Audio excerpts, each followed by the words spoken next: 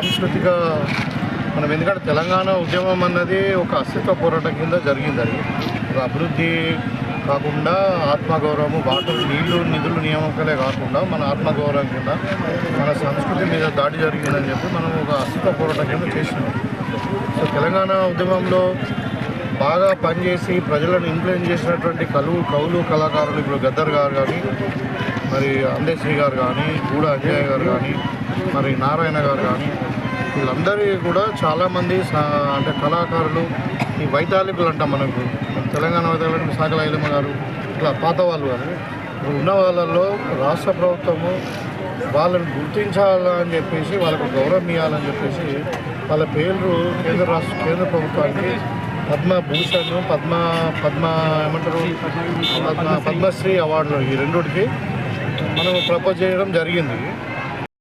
నేను చెప్పిన పెట్టాం ఎందుకంటే ఇది రాష్ట్ర ప్రభుత్వం ఒక అది స్కీమ్లు ఇవి. మరి కేంద్ర ప్రభుత్వం డబ్బులు ఇస్తుంది, అన్ని స్కీమ్లకు ఇస్తుంది. ఇది ఫెడరలిజంలో ఎట్లా ఉంటుందంటే రాష్ట్రం నుండి నిధులు కేంద్రానికి పోతాయి, దాంట్లో నుండే కేంద్రము మళ్ళీ రాష్ట్రానికి నిధులు ఇస్తుంది. మరి రాష్ట్రం నుండి పోయిన నిధులు మీద మరి రాష్ట్ర ప్రభుత్వం వచ్చేదని రేవంత్ రెడ్డి గారు పెట్టమనండి, అది సాధ్యం కాదు కదా. మరీ కేంద్ర మంత్రి ఉండి మధ్యస్థితం కోల్పోయి పిచ్చి పిచ్చిగా మాట్లాడుతూ ఉన్నాడు. ఇవాళ మేము అడుగుతా ఉన్నాం బీజేపీ వాళ్ళను, తెలంగాణ ప్రజలు మీకు ఏం తప్పు చేసిరు? 8 మందిని గెలిపించి మీరు పార్లమెంట్కి పంపిస్తే మీరు ఇవాళ తెలంగాణ ప్రజల పక్షాన మాట్లాడకుండా గుజరాత్లకు చెప్పులు మోసే పరిస్థితికి వచ్చారు మీరు. ఇవాళ తెలంగాణ నుండి పోయినటువంటి బడ్జెట్ ఏదైతే తెలంగాణ ప్రజలకు ట్యాక్స్ రూపంలో కలెక్ట్ చేసిన కేంద్ర ప్రభుత్వానికి ₹1 పోతే తెలంగాణకు వాపసు 45 పైసలు మాత్రమే వస్తున్నది.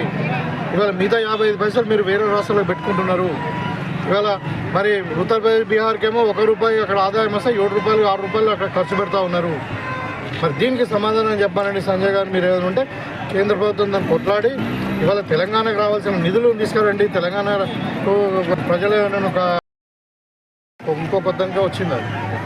సో మనము ఇంతమంది పంపించిన మరి ఆంధ్రకు 5 ఇచ్చారు, తెలంగాణకు 2 ఇచ్చారు అని ముఖ్యమంత్రి గారు మాట్లాడినప్పుడు దానికి బండి సంజయ్ ఈయన కేంద్ర మంత్రి మరి ఆయన మతుండి మాట్లాడుతున్నాడా, మతలేక మాట్లాడుతున్నాడా, కేంద్ర మంత్రిలా కాకుండా ఆయన ఒక సాధారణ కార్పొరేటర్గా మాట్లాడుతూ ఉన్నాడు.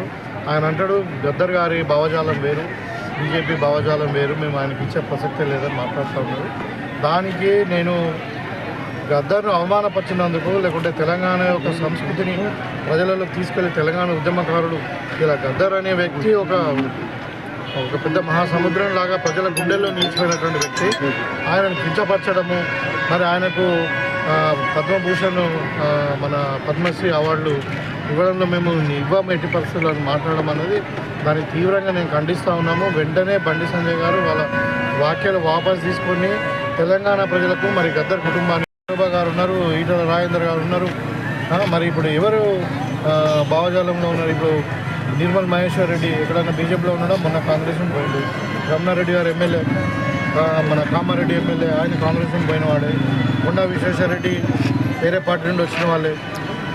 మరి వాళ్ళు ఎవరు భావజాలంలో మరి వాళ్ళని జాయిన్ చేసుకున్నారు అంటే మీరు ఈ విధంగా తెలంగాణ వైతాళికులు ఎవరైతే ఉన్నారో తెలంగాణ ప్రజలను ఇన్ఫ్లుయెన్స్ చేసి మరి తెలంగాణ ఉద్యమంలో కీలక పాత్ర వహించినటువంటి ఇప్పుడు మన జాతీయ గీతం, తెలంగాణ జాతీయ గీతం జయ జయ జయ తెలంగాణ, మనం పాటను జాతీయ గీతంగా పెట్టుకున్నాము. దాన్ని రాసినటువంటి అందశ్రీ గారికి పద్మశ్రీ ఇవ్వమని చెప్పినాము. మరి అంటే భావజాలం వేరే ఉందని చెప్పి మరి అంటే ఓన్లీ ఆర్ఎస్ఎస్ వాళ్ళకు, లేకుంటే ఓన్లీ విశ్వ హిందూ పరిషత్ వాళ్ళకి మీరు జాతీయ అవార్డులు ఇస్తారా? మరి దీనికి అందుకని తెలంగాణ సమాజము తీవ్రంగా పరిగణిస్తూ ఉన్నది, కాంగ్రెస్ పార్టీ తీవ్రంగా ఖండిస్తూ ఉన్నది. దీన్ని మేము ఆయన మరి కేంద్రం అమలు కావట్లేదు, తెలంగాణకు ఇచ్చినటువంటి హామీలు ఏదైతే ఉందో రిజర్వేషన్ బిల్ అమలు కావట్లేదు, దాని గురించి కొట్లాడండి. కానీ తెలంగాణ కళాకారులను వైతాళికులను ఇన్సల్ట్ చేయడము, లేకుండా మోడీ బొమ్మ రాష్ట్ర ప్రభుత్వము స్కీమ్లలో పెట్టడం అన్నది అది చాలా చిల్లర వ్యవహారమైనటువంటి మాటలు. మరి అలాంటి బీజేపీ వాళ్ళు మానుకుంటే మంచిది, లేకుంటే భవిష్యత్తులో తెలంగాణలో ప్రజలు తిరగబడి బీజేపీ వాళ్ళకు మరి బుద్ధి చెప్పే పరిస్థితి వస్తుంది.